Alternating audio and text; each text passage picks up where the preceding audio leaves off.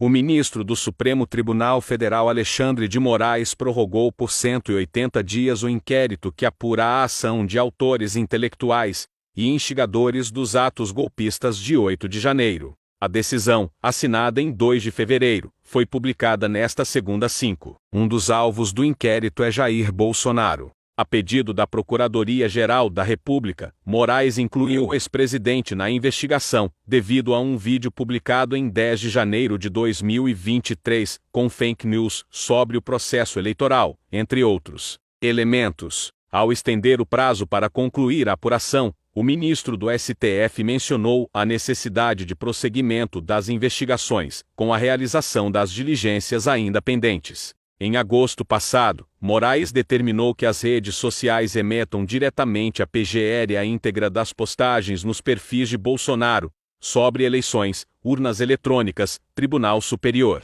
Eleitoral, Supremo e Forças Armadas. Ao solicitar as diligências, a PGR sustentou ser preciso avaliar as condutas de Bolsonaro, antes e depois de 8 de janeiro, a fim de comprovar a incitação aos atos e a possível extensão dos danos provocados pelas informações postadas. As informações são da Carta Capital.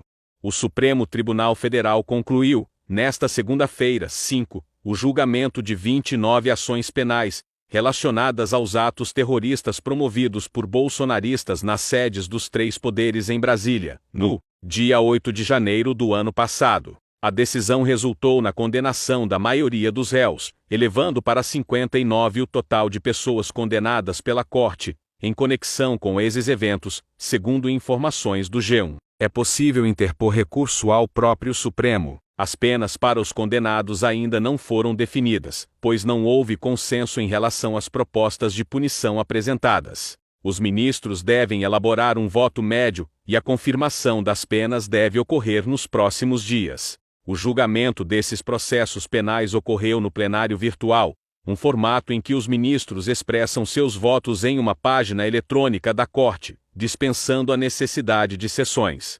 presenciais. O relator sugeriu penas que variam de 14 a 17 anos de prisão, juntamente com danos morais coletivos, no valor de R$30 milhões. Os ministros Gilmar Mendes, Dias Toffoli, Carmen Lúcia e Luiz Fux apoiaram integralmente a proposta de pena de Alexandre de Moraes. Na noite deste sábado 3, o ex-presidente Jair Bolsonaro concedeu entrevista ao youtuber português da extrema-direita, Sérgio Tavares. A entrevista já ultrapassou 500 mil de visualizações no canal do influenciador no YouTube, que já conta com mais de 90 mil inscritos. De forma delirante, o ex-presidente direcionou vários ataques e fake news ao presidente Lula, e afirmou que a eleição do petista foi orquestrada pelo STF. O Supremo Tribunal Federal tirou Lula da cadeia e depois o tornou elegível. 3 do ministro compõem o Superior Tribunal Eleitoral, e trabalharam muito para isso acontecer.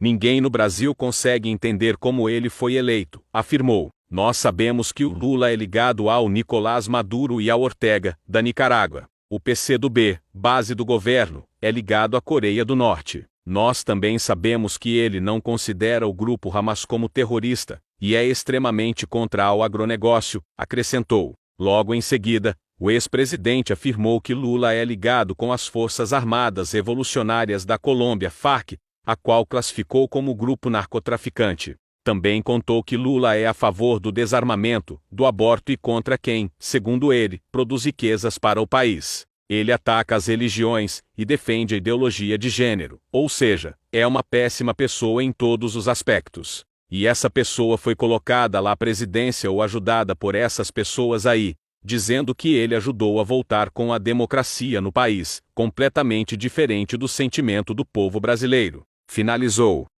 Arthur Lira, o presidente da Câmara dos Deputados, mandou um recado para o governo Lula nesta segunda-feira, 5, em um contexto de disputas em torno das chamadas emendas de relator, ou emendas parlamentares, cujas negociações são levadas a cabo entre o Executivo e o Congresso Nacional. A fala foi feita na sessão que abre os trabalhos dos deputados em 2024. O tema voltou à pauta após o fim do governo Bolsonaro e de seu orçamento secreto, livremente distribuído pelos presidentes da Câmara e do Senado, e o advento das novas práticas orçamentárias do Governo Lula desde o ano passado. Recentemente, o governo vetou na Lei de Diretrizes Orçamentárias, e no próprio orçamento para 2024, trechos que previam a destinação desses recursos para as bases eleitorais dos parlamentares, e a aceleração dos pagamentos feitos pelo Executivo. Entre os trechos vetados está o calendário de pagamentos das emendas impositivas,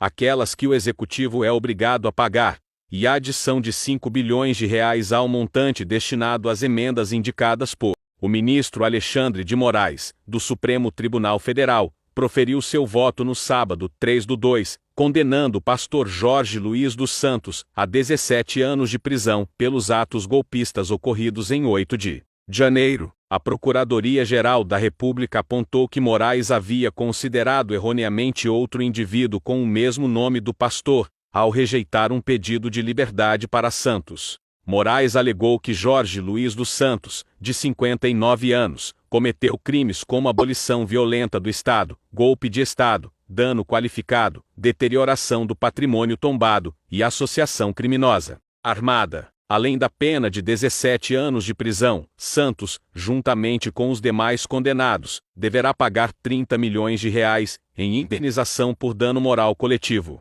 O ministro afirmou: o réu dolosamente e intencionalmente aderiu a propósitos criminosos direcionados a uma tentativa de ruptura institucional, que acarretaria a abolição do Estado Democrático de Direito. Relator do caso, Moraes foi o primeiro a votar na sessão virtual do plenário, iniciada em 2 de fevereiro, e com previsão de uma semana de duração. O ministro Gilmar Mendes, do Supremo Tribunal Federal, recusou mais um pedido de liberdade apresentado por Silvinei Vasquez, ex-diretor da Polícia Rodoviária Federal, que foi preso pela Polícia Federal em agosto do ano passado, segundo informações da CNN Brasil. Ao apreciar o habeas corpus, neguei seguimento, haja vista o óbice do enunciado 606 da súmula do Supremo Tribunal Federal. Não cabe HC originário para o Tribunal Pleno de decisão de turma, ou do plenário, proferida em habeas corpus ou no respectivo recurso, destacou o ministro. A defesa busca a libertação de Vasquez com base em preocupações com sua saúde, alegando que ele é celíaco. Ser portador de doença celíaca, doença autoimune causada pela intolerância ao glúten, que provoca dificuldades no organismo, especialmente, de absorver os nutrientes dos alimentos, vitaminas, sais, minerais e água, destaca o advogado Anderson Rodrigues de Almeida. Vale destacar que esse é pelo menos o terceiro pedido de liberdade negado. Anteriormente, o ministro Alexandre de Moraes, do STF, já havia rejeitado solicitações. Durante um encontro com seus apoiadores, o ex-presidente Jair Bolsonaro declarou que espera que a rota, a tropa de elite da Polícia Militar de São Paulo, mate cerca de 40 suspeitos na Baixada Santista em resposta ao assassinato do soldado Samuel Wesley Cosmo, durante um patrulhamento de rotina. Bolsonaro fez os comentários enquanto recebia apoiadores em sua residência na Vila Histórica de Mambucaba, Angra dos Reis. Durante uma conversa telefônica com um membro identificado como pertencente à Rota Paulista, o ex-mandatário questionou sobre as operações em andamento na Baixada. A rota já começou a operar na Baixada? Perguntou o ex-presidente ao interlocutor, acrescentando em seguida: operou quantos já? Já operou quantos aí? Segundo informações do jornal Folha de São Paulo. Após terminar a ligação, em um comentário irônico com os apoiadores, Bolsonaro deixou claro que, neste contexto, a palavra operar significava matar. Mataram um soldado da rota ontem com um tiro no olho. A rota já desceu para operar. Tem um soldado ferido no braço. Na última vez acho que uns 50 foram operados lá. Problema de pele, micose, todos foram operados, bem tratados, afirmou, completando: vão operar mais uns 40 lá, com certeza.